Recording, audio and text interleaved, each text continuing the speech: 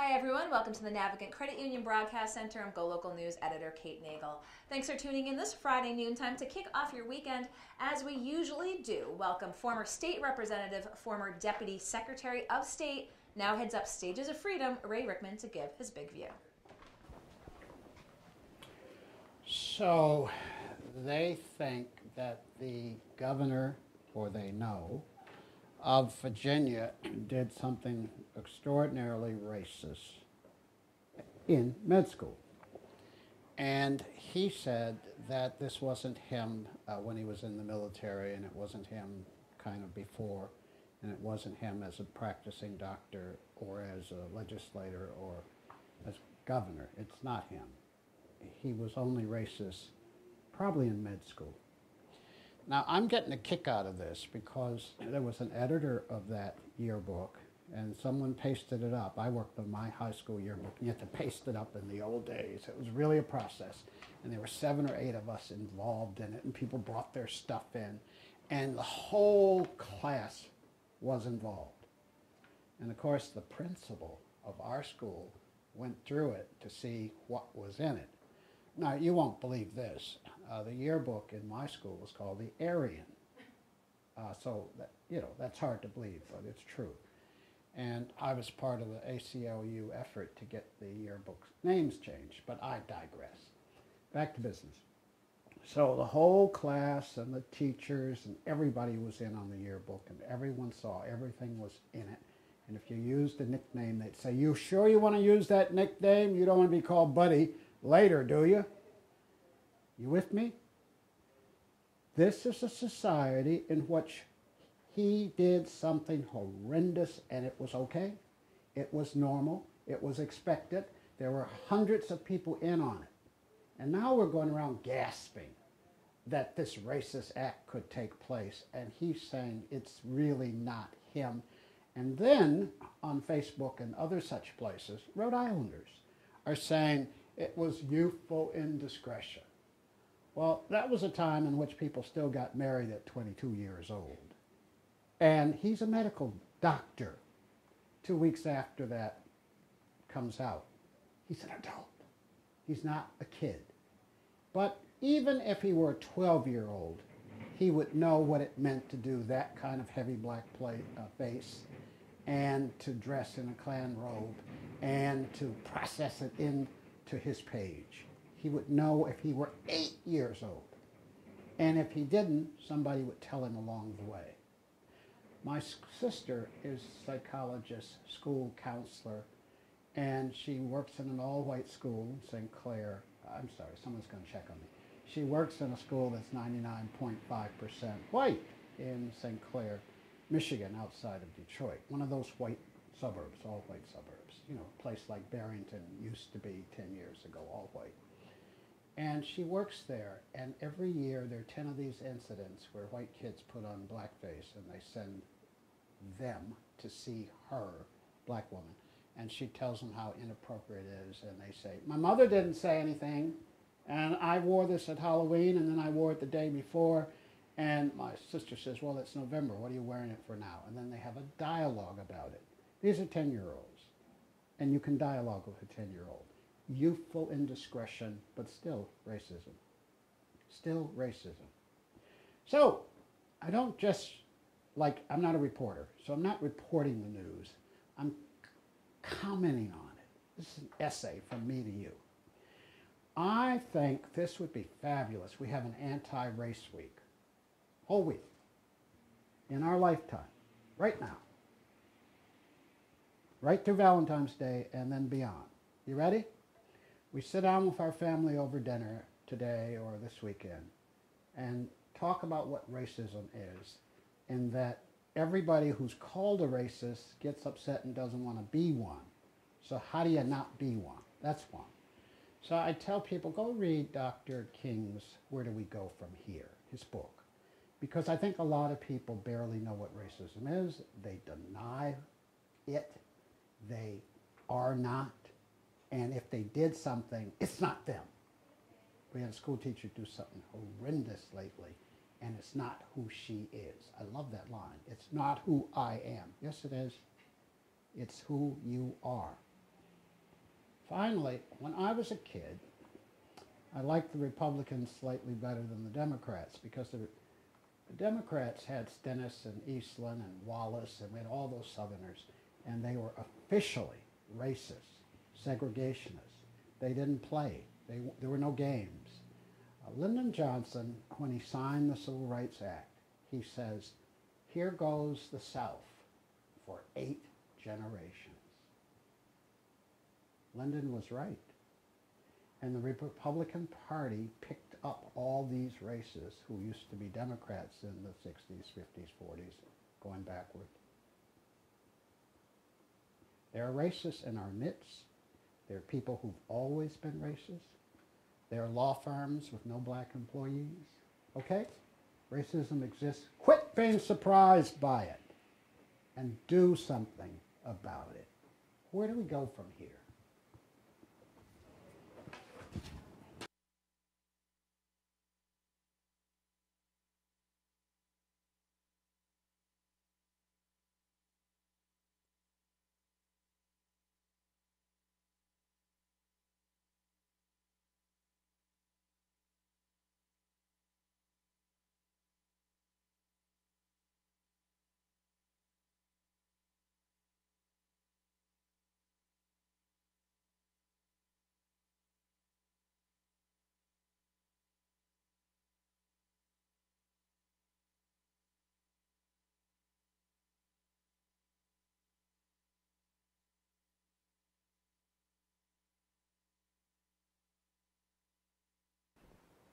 Hi everyone, welcome back to the Navigant Credit Union Broadcast Center. I'm Go Local News Editor Kate Nagle. Thanks for tuning in this Friday afternoon as we kick off news, politics, and sports. Very excited to be featuring a number of athletes, coaches, and organizers with New England Distance. So of course, I want to kick off with Nick Hayward. Thank you for joining us today. Thanks so much, Kate, for having us on Go Local Live. It's great to be here. I appreciate it because the club is so talented and so many individuals making this the success that it is, both through competition and the success of the runners themselves, but then coaching in the community. So tell folks a little bit about the mission of New England Distance, and then we'll talk about some of the athletes we'll be talking about. Sure thing, Kate. So Any Distance has a dual mission where we focus on giving opportunities for youth to participate in the sport of track and field, and we also give opportunities to elite athletes once they graduate from college to continue to train and chase their Olympic dreams.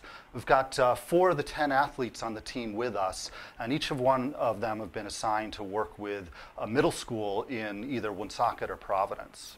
So talk with us a little bit about that. Let's start with the community role, sort of what it means for these young folks to have exposure to the sport and then such high-level, energetic, committed individuals being there to sort of nurture them as they explore this as a potential for an avenue for athletics. Yeah, great. So when we started the program in 2012, I got contacted by George Nasuti, who was then the athletic director for Woonsocket High School, and he told me something that was surprising, that they had to cancel all of their middle school sports in Woonsocket due to budget cuts.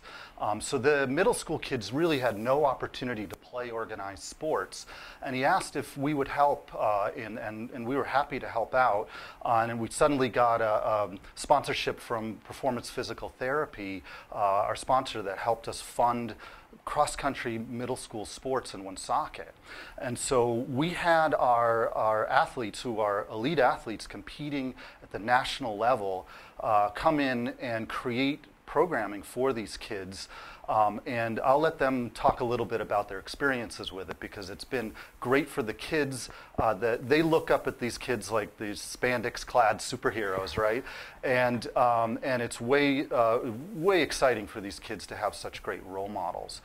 We expanded out of Woonsocket the next year, and we now work with the Providence Public Schools as well. So we had about 350 kids working with us in our middle school programs in Woonsocket and Providence.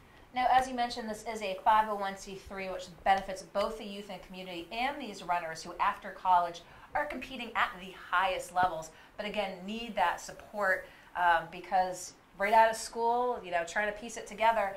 Talk a little bit about the community support in general for New England Distance, as you said, sponsorships as well. How does this, how do you make the program run? Yeah, so people think about professional athletes as being super rich, right? You make all the Patriots, they're making millions of dollars each.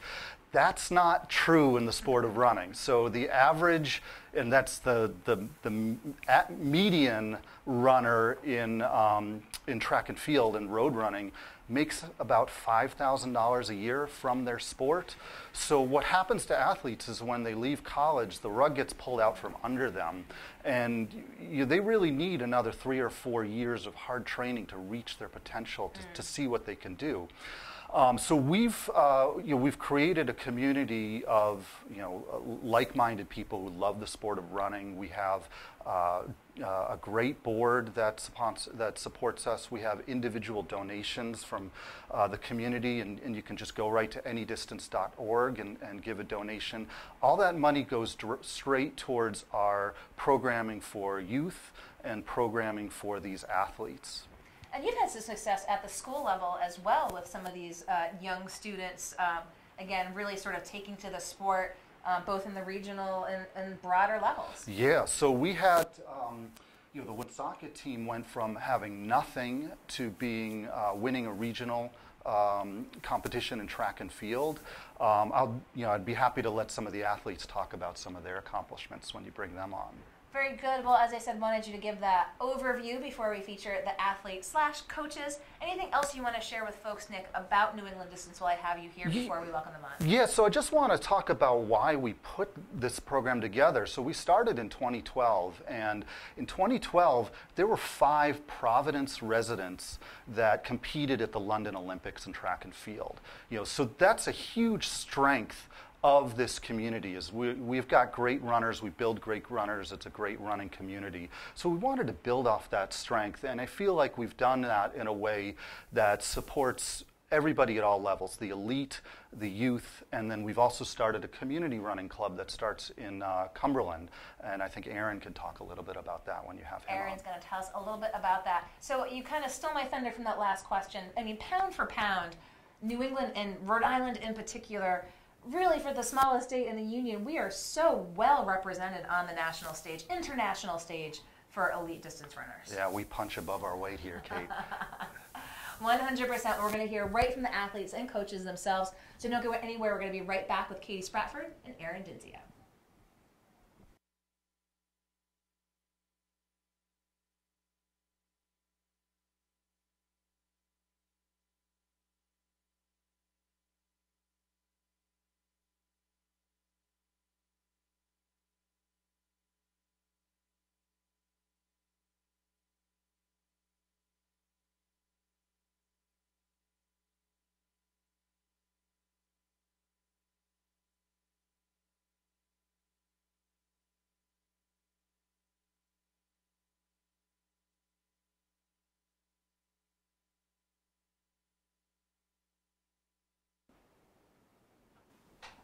Hi everyone, welcome back to the Navigant Credit Union Broadcast Center. I'm Go Local News editor Kate Nagle. Thanks for joining us at this noontime as we feature New England Distance. We'd like to thank Nick Haber for kicking off and giving us an overview of the program. But as he said, getting really down to the boots on the ground with the elite runners and coaches. So we have Katie Spratford and Aaron Dinzio. Thank you for joining us today and your busy schedules to come on in and tell us all about New England Distance, working with the youth, and of course where you are with running right now. So Katie, I'm going to start with you. Talk a little bit about what it's been like to be in the community in Woonsocket and coaching these kids. Yep, so I joined New England Distance in 2013. I started the Woonsocket Middle School program in 2014 and have been coaching there ever since. And it's been really incredible. Running, to me, I've always wanted to give back to the sport that has given so much to me. So it's really important to me to give back to these kids and give them an opportunity to develop life skills through athletics. So it's been really awesome.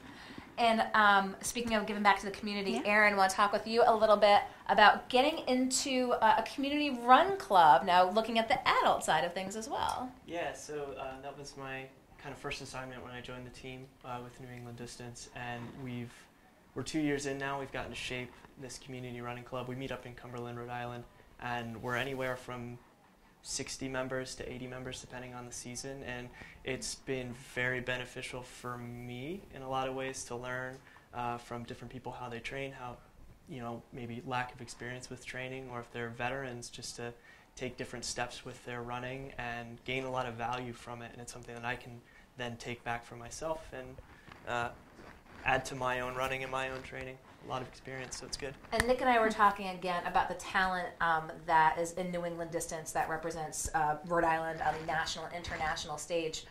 He says, you know, as we know, or as most folks know, punching well above our weight for a tiny little state in the Union.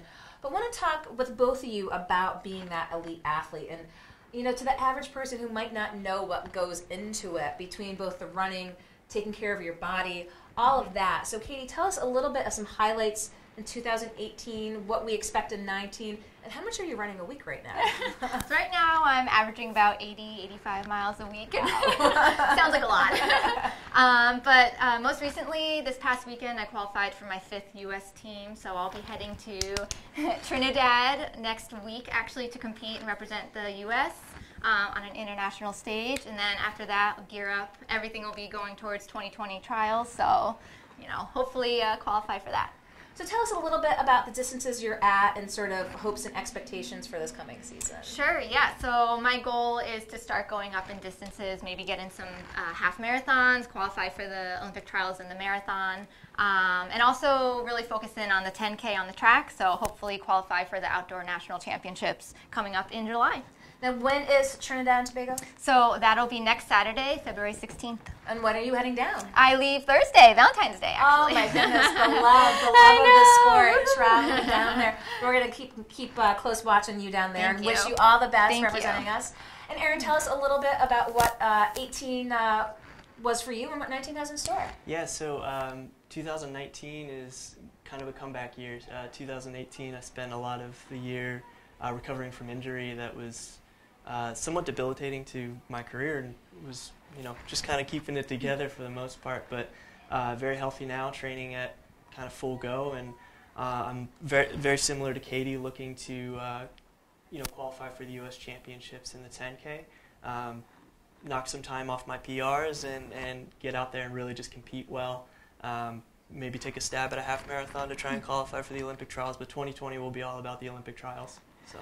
And so what does it mean to have that community of a New England distance and the other runners here that, you know, you're a family, if you will, and especially going through, you know, an injury and having folks around for support and kind of pulling through? I mean, how big was that, Aaron, having the team at hand? Yeah, so, I mean, training at this level is a massive commitment, and having 5, 6, 7 people that you can kind of lean on when, you know, times are tough, it makes it a lot easier. It makes it doable. That, you know, they keep their goals, you know, high, and you want to kind of meet, you know, your expectation for yourself along with them, and it allows you to kind of keep progressing, even though you might not be progressing physically. You can progress mentally all the time.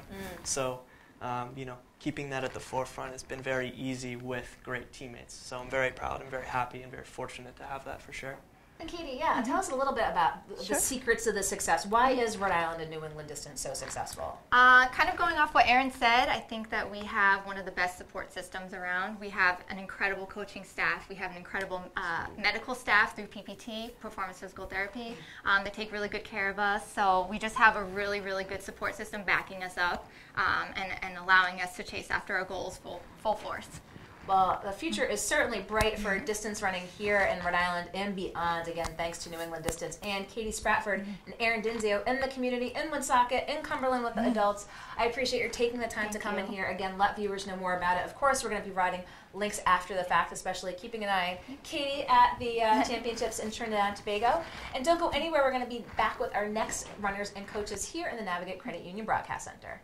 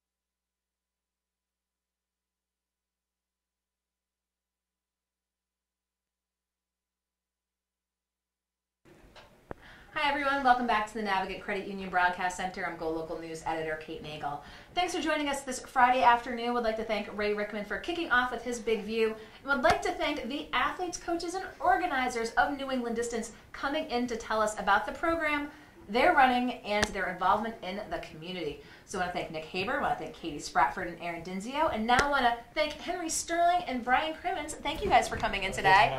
I appreciate it, and I love how you're repping you got the logos and everything. So, if you've heard the previous interview, you kind of want to talk about your journeys to New England Distance, a little bit where you're at in your career, and then your involvement with the community. Sure, I started New England Distance in 2014 after graduating college. Similar to Katie, I was up in Woonsocket with that program. Actually started as an after-school physical education teacher, and then we sort of transitioned to coaching the cross-country track teams up there, and it's been really great to see the success the kids have had. And personally, I've just been each year just trying to continue to grow as an athlete and continue to progress in my career. And it's been pretty good. 2018 was a pretty solid year. Didn't have a breakthrough or anything like that, but consistent training has been good so far. So what's 2019 have in store? 2019, hopefully, get back and just continue to progress as an athlete and really hopefully break through in either a 5K or 10K on the track. I'd like to set my goals high for those two events, and I'm really happy to be back training with Aaron, that he's back healthy and everything. Just keep going and keep running strong. Okay, very good. In 2019, what's in store? So I just recently qualified for the 1,000-meter USAs in indoors, and that was a big goal of mine. Woohoo! Wanted to do that both in indoors and outdoors, so moving forward, love to do that for outdoors as well. And another big goal of mine is breaking 4. Came very close at the end of 2018, just missed it, but that's kept me motivated kind of moving forward. So 1,000, you're kind of a speed demon, huh? Yeah, more than, mid-distance crowd, yeah. So, we talk, it's funny, are you going to eventually, at some point, are we going to see you doing 5Ks and 10Ks down the road when you get into your 30s and you start vlogging those miles? Or do you really like, again, that shorter distance and the speed? I do. I really like that shorter distance. I definitely think, someday I'll move up. Maybe half marathons, who knows, but for now I like the short speed, so. Well, talk a little bit, as we talk about the involvement with the schools and with the kids, especially young folks who might not have been exposed to track and field, and as Nick was saying, Woonsocket having the middle school sports program cut, there's clearly going to be some kids who probably are more inclined to running and think they're fast, and then there's also some ones that might be a little daunted as to what track and field might entail. So talk with us about what you see from kids who express interest and how you help nurture it, because track and running is one of, if not the most difficult sports when it comes down to it, and dealing with young folks and trying to encourage them to pursue their passions. Talk a little bit about what you see at the youth level. Yeah, I'm sure Brian can speak for the same thing for his team. But what we've seen is just kids coming out cross country. A lot of it is just learning to compete, learning what running is. We'll have students that will do a hill sprint and they'll say, why am I breathing so hard? And it's like, well, you just ran uphill. That's kind of what happens. Yeah. So a lot of the time you have these kids that are just very raw, just haven't experienced organized sports. But what we see, the biggest thing is that 6th graders that stay all the way through middle school to 8th grade, by the end of their 8th grade year, they're just miles ahead. And it's just great to see their progression. And like you said, a lot of them do think they're the fastest ones out there. So when track comes around, they're really excited to show their stuff and show their speed. Well, I'm sure they try to want to give Brian a little run for his money there. Speedster. What do you see with the kids? Even from day one, just from sign-ups, they don't even know what cross-country is. We describe to them how it's running and racing, and then they start to learn. So even from the very beginning, it's cool and very eye-opening to see kids that not only would they not have been in the sport, but they had no idea what it was in the first place. So just beginning with kids like that and then taking them and trying to get them, more familiar with training and stuff like that, it's an awesome experience. And as I've spoken with some of your teammates before too, what does it mean to be on the team and to have, again, support from the community to enable, again, you to pursue your passion and your goals out there running and then support the community at the same time? Yeah, I think Aaron said it really well, just how rigorous a training as a professional athlete can be, and having a support group is just so special and so nice to have here. From performance physical therapy to our teammates and our great coaches, Bob and Kurt and Nick as the founder as well. Just having everyone kind of together with that one mindset that the group is going to succeed is really important, and it makes for a good team setting. Brian, anything you want to share with viewers while we have you here? Just that it's an awesome, like any distance is very unique, one of a kind, and that's kind of the reason that we joined. And we've kind of formed our own running mecca here in Providence along with a couple other groups. And it is a mecca. Awesome. Yeah. No two ways about it. As Nick Haber said, Providence, Rhode Island, punching way above its weight for being the smallest state in the union, having some of the best runners who give back to the community through New England Distance. So, Henry Sterling and Brian Crimmins, thank you so much for finishing up this New England Distance segment here on Go Local Live. That just about wraps up another week here in the Navigant Credit Union Broadcast Center. Of course, be sure to check in with Go Local Prov. Find us on Facebook throughout the weekend. Go Local Prov CEO Josh Fenton will be back on Monday for Business Monday. We look forward to seeing you. I'm Go Local News Editor Kate Nagle.